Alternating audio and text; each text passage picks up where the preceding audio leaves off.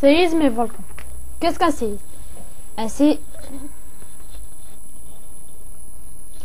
est une libération soudaine d'énergie qui se produit à l'intérieur de la Terre et qui peut occasionner des dégâts considérables à cause des ondes élastiques qui se propagent depuis le foyer jusqu'à n'importe quel point de la surface.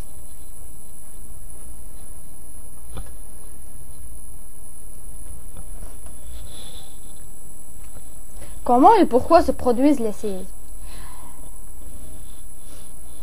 La croûte terrestre est formée par 7 grandes plaques et d'autres plus petites. Ces plaques sont connues sous le nom de plaques tectoniques. Les plaques ne sont pas immobiles.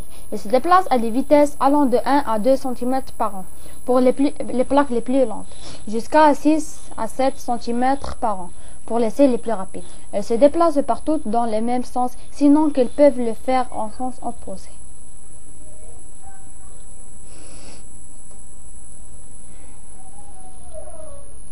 Qu'est-ce qu'un volcan? Un volcan est un orifice de la croûte terrestre, par où s'échappent des laves ou des téphars, tels que les cendres. Ce magma provient de la fusion partielle du manteau, exceptionnellement de la croûte terrestre. Il se traduit en surface par un relief terrestre, sous-marin ou extraterrestre, formé par l'éjection en l'empilement des matériaux émis. L'accumulation peut atteindre les milliers de mètres d'épaisseur, formant ainsi les montagnes ou des îles selon la nature des matériaux, les types d'éruption, leur fréquence et l'orogenèse. Les appareils volcaniques prennent les formes variées, mais ayant souvent l'aspect d'une montagne conique surmontée par un cratère ou une caldera.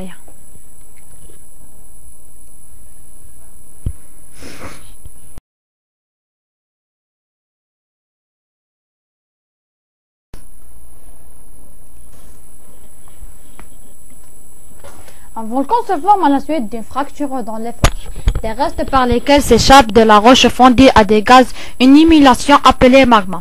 La Terre est formée de plusieurs couches concentriques, un peu comme un oignon. La couche extérieure, la lithosphère, mesure entre 70 et 150 km d'épaisseur et comprend la croûte continentale, la croûte océanique, plus mince, et le manteau supérieur. Sur la lithosphère se trouve l'asténosphère, dont l'épaisseur avoisine les 100 km et qui ont considéré de roches à demi fondues. La lithosphère est découpée en grandes plaques de plusieurs millions ou dizaines de millions de kilomètres carrés.